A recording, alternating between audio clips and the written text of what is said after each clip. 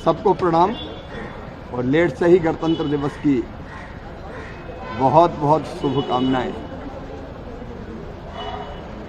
आज एक बहुत महत्वपूर्ण समझौता भारत और यूरोपियन यूनियन के बीच हुआ है। प्रधानमंत्री श्रीमान नरेंद्र मोदी जी के नेतृत्व में एक वैभवशाली, गौरवशाली, संपन्न, समृद्ध, शक्तिशाली, आत्मनिर्भर और विकसित भारत का निर्माण आजादी के अमृत काल में हो रहा है। और वसुधैव कुटुंबकम के भाव को, मंत्र को ध्यान में रखते हुए भारत न केवल अपनी प्रगति और विकास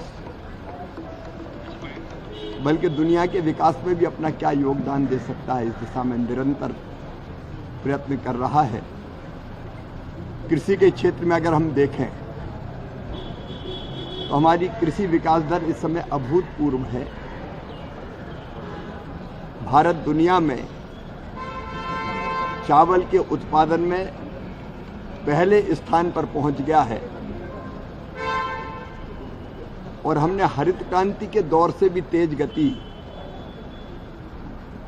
कृषि विकास की दर में प्राप्त की है।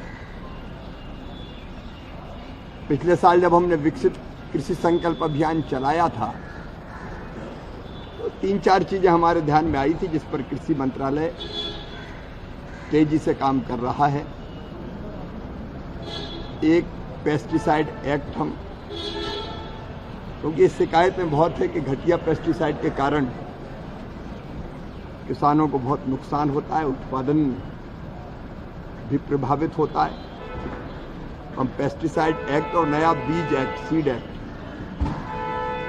उसको पूरा वर्कआउट कर रहे हैं। जनता के सुझाव भी हमने मांगे हैं और उन सुझाव को वर्कआउट करते हुए हम एक कठोर कानून, जो गलत काम करते हैं, घटिया पेस्टिसाइड या बीज देने का काम करते हैं, उनके लिए लाएंगे। एक बड़ा फैसला, क्योंकि रिफॉर्म का युग है प्रधानमंत्री जी के नेतृत्व में, मनरेगा की जो कमियां थी